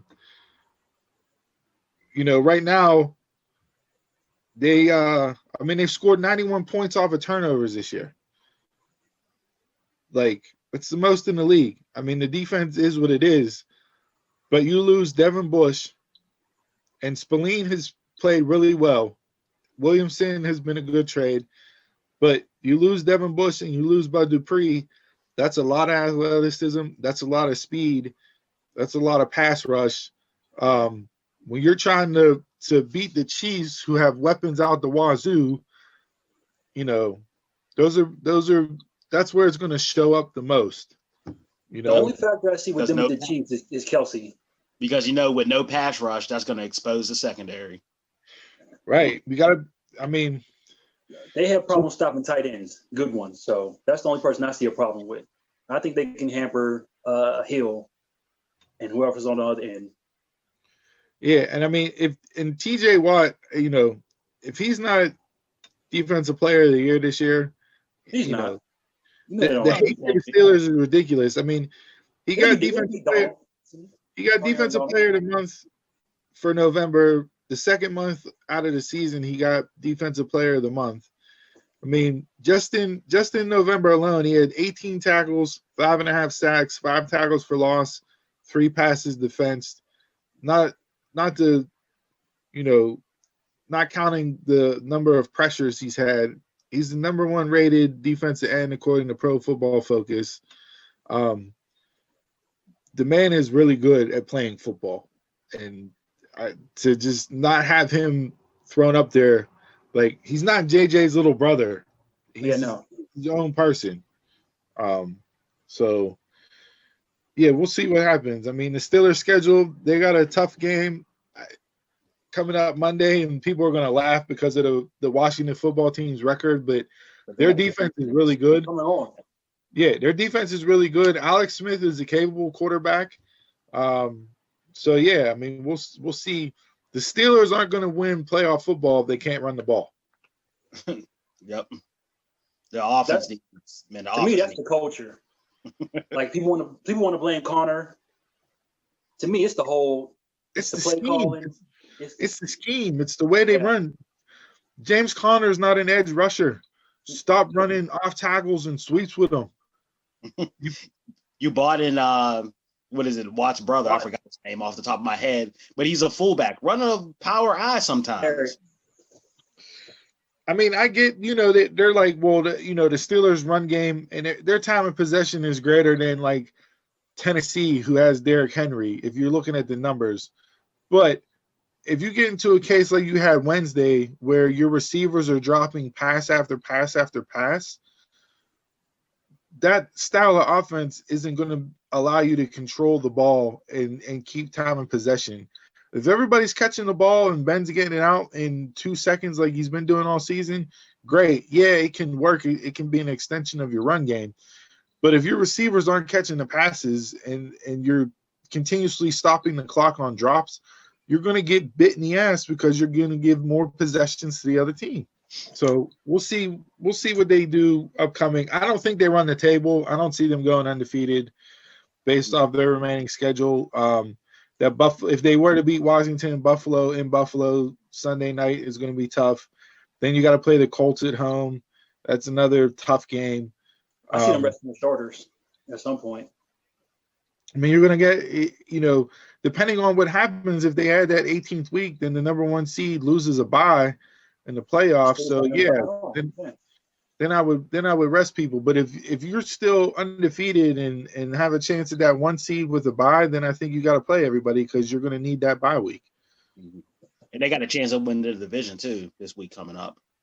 Also, if the right scenarios come up, they do have a chance. It's like when the Dolphins have to lose and the Raiders have to lose and to win the division. Yeah. So I mean, it's starting to get, down that home stretch. You're in the last quarter of the season here. A lot of teams are still in it as far as playoff spots go. So we'll see what the Steelers do coming down the stretch, as well as the other teams in the NFL. I did want to bring up college football this week. The big game is BYU versus the Chanticleers of Coastal Carolina, both undefeated teams, both ranked in the top 20. I don't like and this has brought up our discussion before, where preseason polls give an advantage to the bigger name blue blood teams of college football. Ohio State has played 4 games, and they are number 4 in the country. Oh. If they play both of these last 2 games, they're playing Michigan State today and then Michigan next week. Potentially, they'll finish 6-0. But then you have a Cincinnati that could be 11-0. You have a BYU team that could be 11-0. And I get it. The 2 of you played, but look at the Big Ten this year. The Big Ten this year is not that good. So who has Ohio State played in those 6 games? They played a 1-5 Penn State. They've played a 2-4 Michigan. You know, they played Michigan State, who I think is 2-3, something like that. Yeah, they're 2-3. So when you look at their schedule, it's like, well, they haven't played nobody. So you're going to put a 5-0, 6-0 Ohio State team in the college football playoff just because it's Ohio State and they were ranked 2 or 3 in the preseason poll.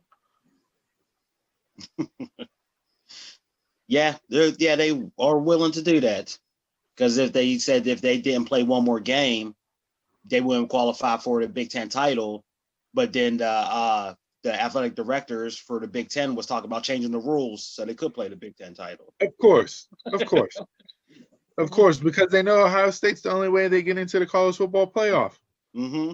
And if they don't get into the college football playoff, they don't get that money. Yep, that's what. So it all boils down to the money. Mm-hmm. Yep. I mean, and Ohio State only played one team that was legitimately good. That was Indiana, and they're about to fall off because their quarterback is hurt for the rest of the year, probably. Right, their quarterback, tore his ACL. Penix is out for the rest of the year. So, like, I mean, exposed that game.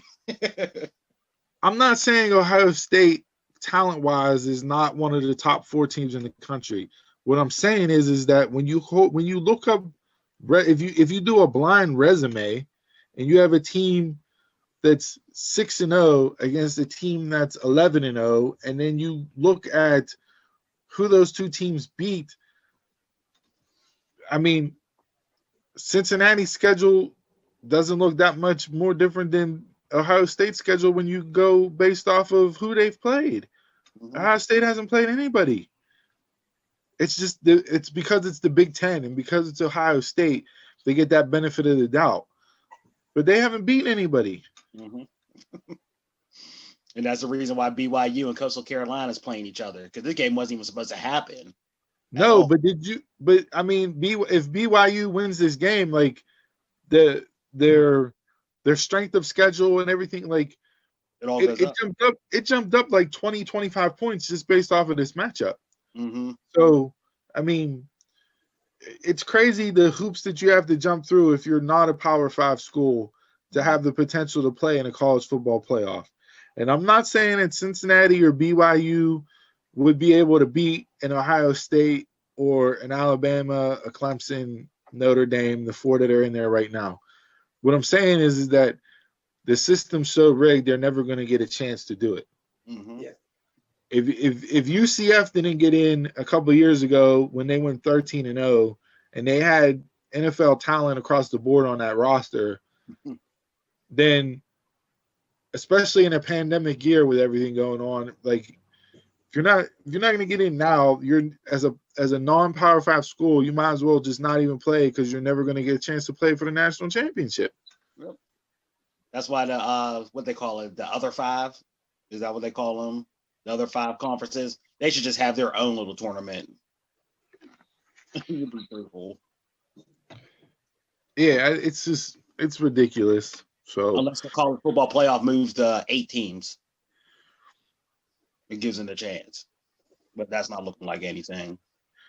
So I don't know how much you guys watch ESPN or listen to ESPN radio, but news broke this week, the Dan Le Batard show.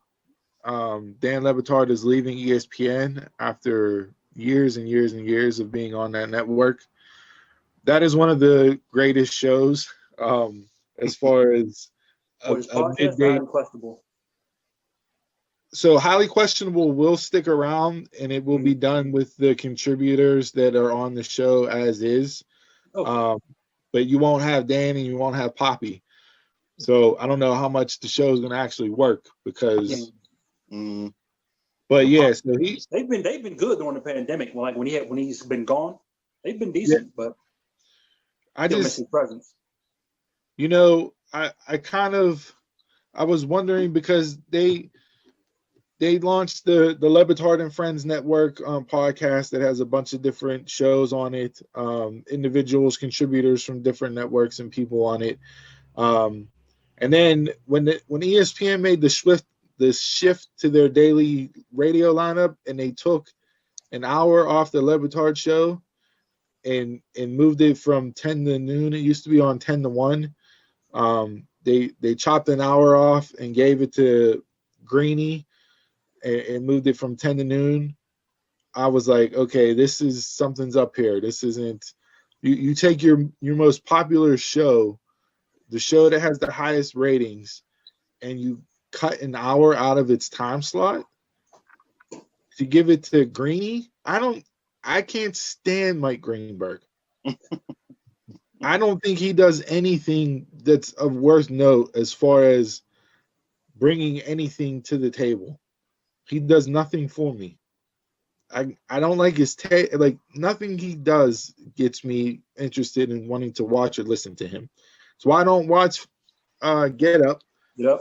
Yeah. You know, I can't stand Greeny. I don't listen to his radio show.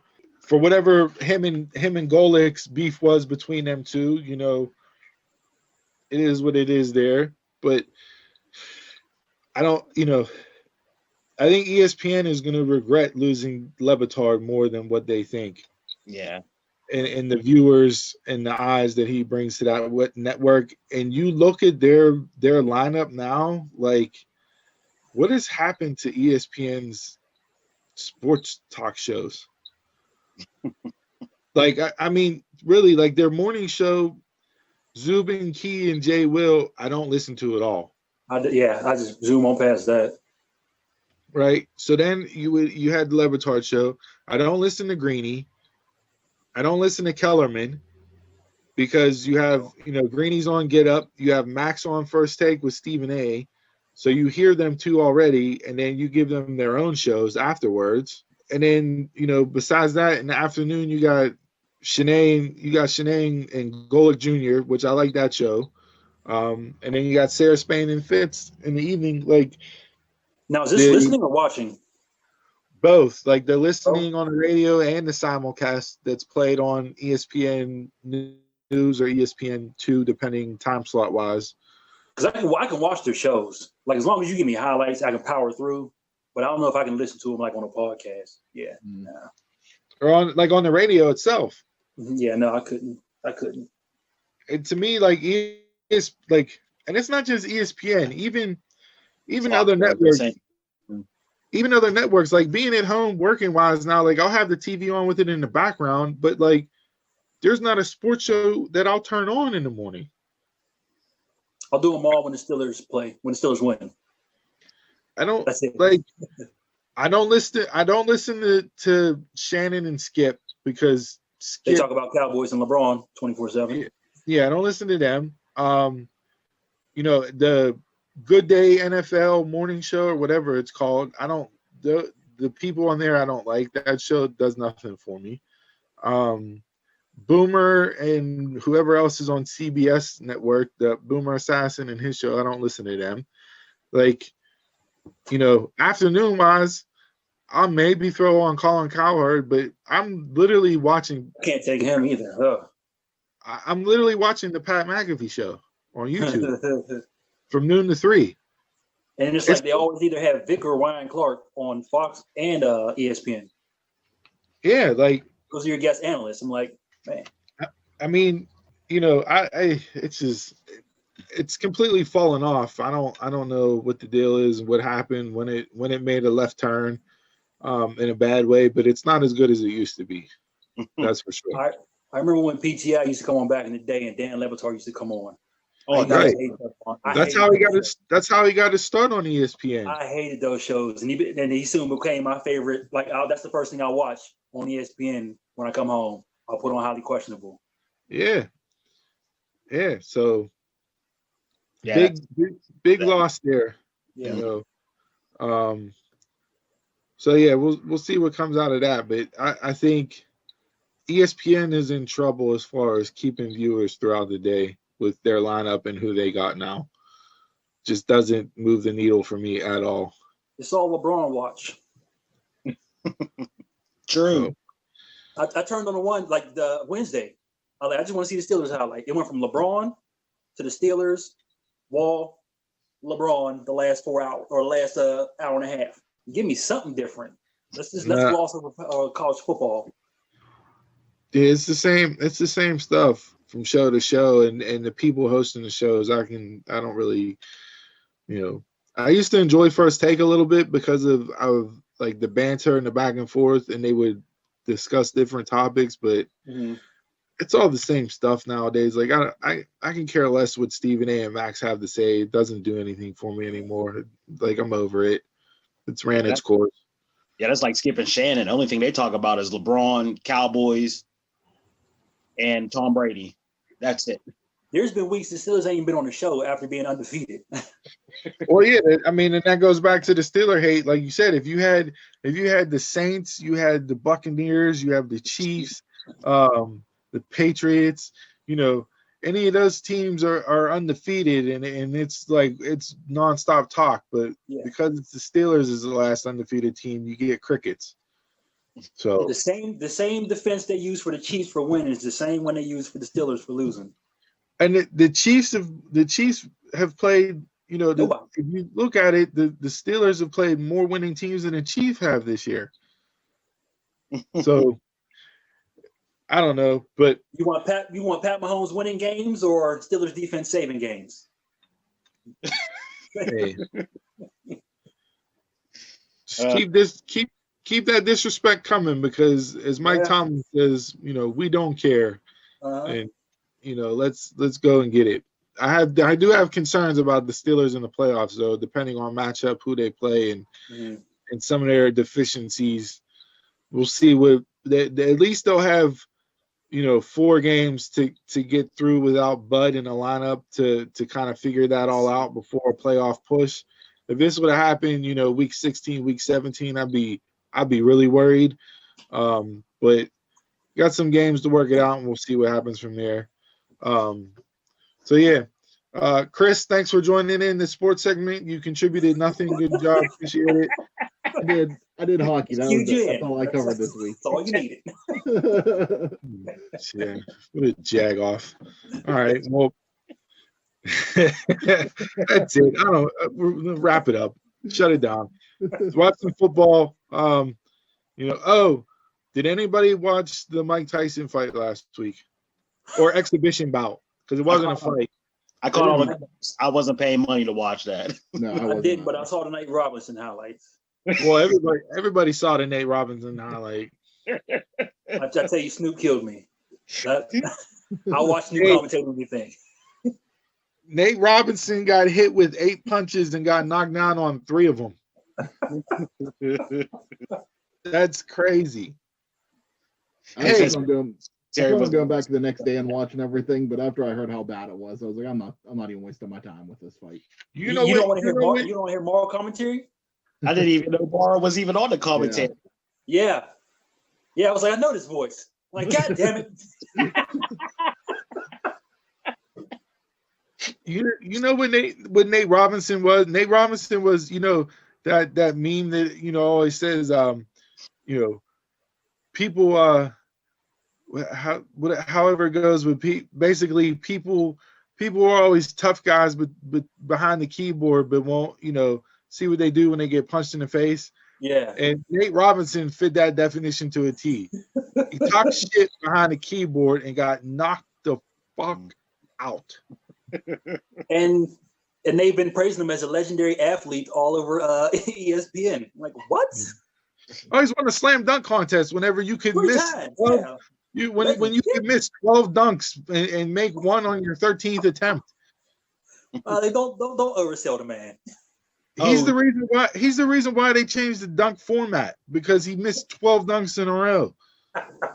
Did you hear that Le'Veon Bell wants to fight Jake Paul next? Oh yeah, I'm sure. He needs an O-line and a payday. Wasn't it Fox that did celebrity boxing a few years ago? Yeah. I remember. Like, that's all this shit's gonna become. Yeah. All right. That's all I got. We'll wrap it up. Watch some games, drink some beer. We'll be back next week. Talk more sports. All right, kids. Thanks for joining episode 14 of the Dumb Marks podcast.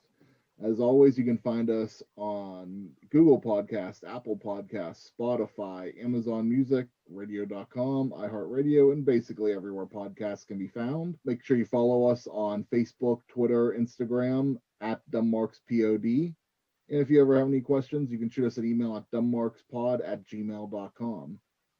Thanks to Donald and Jason for joining us here again this week. Gentlemen, we have anything else to cover?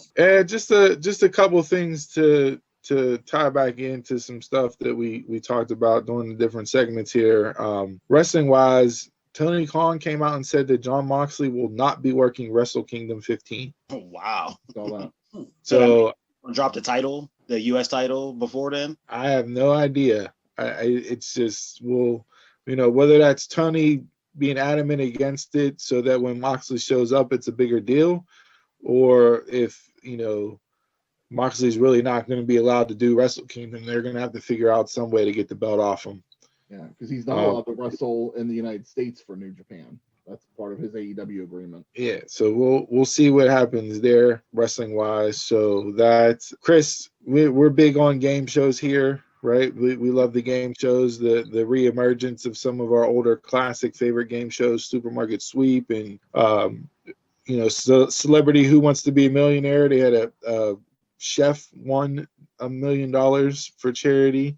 I saw that last week. There was an announcement that The Price is Right, the Bob Barker era, will be on Fremantle and Pluto TV with a channel dedicated to the game show's heyday.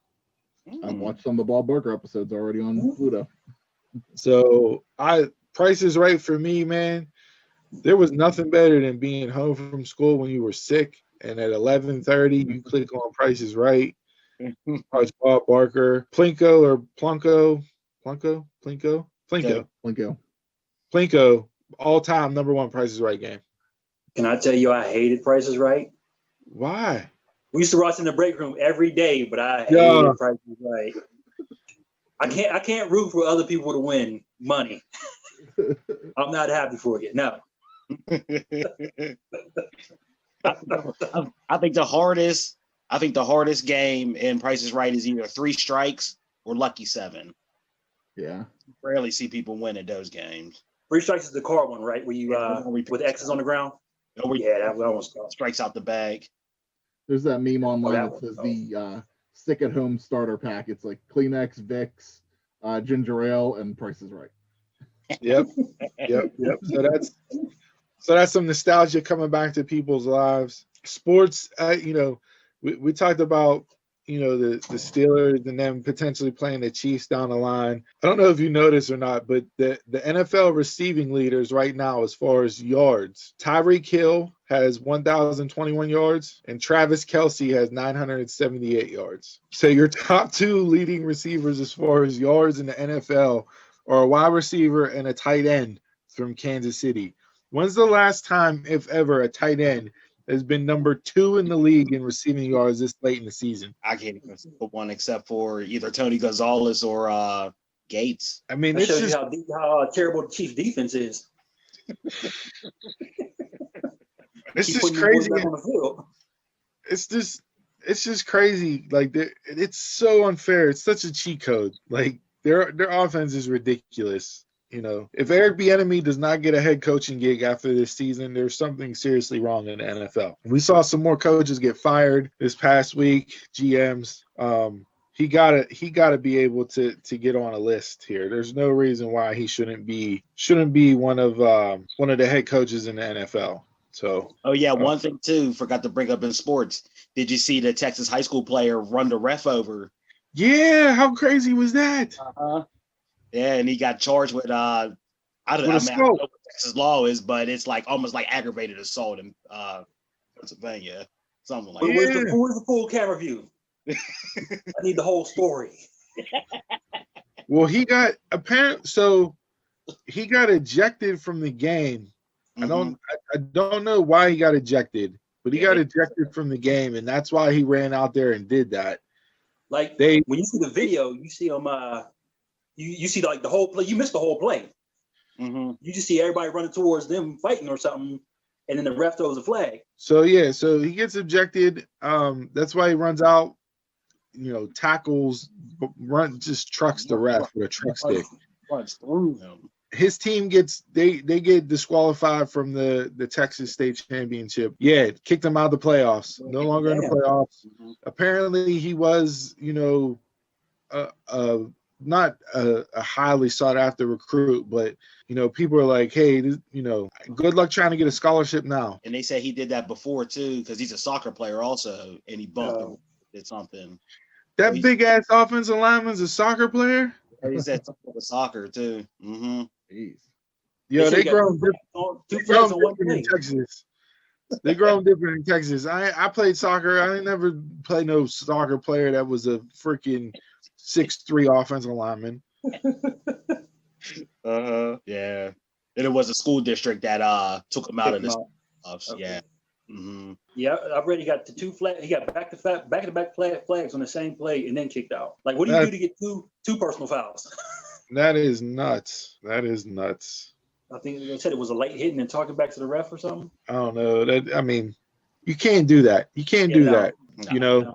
I'll be interested to hear like what the coaches have to say. Mm-hmm. On his coaches, what they said to him, how they handled it. But you can't go out there and do that. It's unbelievable.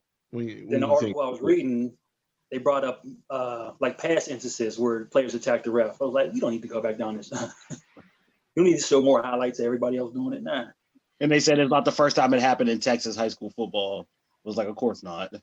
What was the one where they were ran him over during the play? Like the two safeties were plotting on him? I don't know. I don't know. I don't remember that one. That was a few years ago. That was like 2 or 3 years ago. That's crazy. I mean, you never know what would happen if, he were to go to college and play and, grow to potentially get into the NFL. I mean, like, we seen this with like LeGarrette Blount back in the day. He throws that punch against Boise State. He doesn't even get drafted. Now he ended up playing in the league and had a decent career. But I mean, like, whole trajectory. Yeah, you can't do that. Can't do that at all. Unreal. Unbelievable. Yeah, crazy to think here. For those of you that heard this podcast and us talking about the Charlie Brown Peanuts and the scandal that was them taking off the air, Sunday, tomorrow, 7:30, the Peanuts Christmas special will be on PBS. So if you don't have Apple TV, that'll be your chance to watch it on television. I know last week we watched Rudolph on Tuesday night, and last Friday we watched Frosty. So get your Christmas show fix in there going forward. Anybody got anything else? Nope, I'm good. Nope. In the outro here? Send it home. Nope, send it home. All right. This week's quote: short, sweet, and to the point. Wake up and attack your goals like your life depended on it. That's all I got. Nothing else. Wake up angry, attack your goals, and achieve what you want to achieve. And until next time, you can catch us around the way.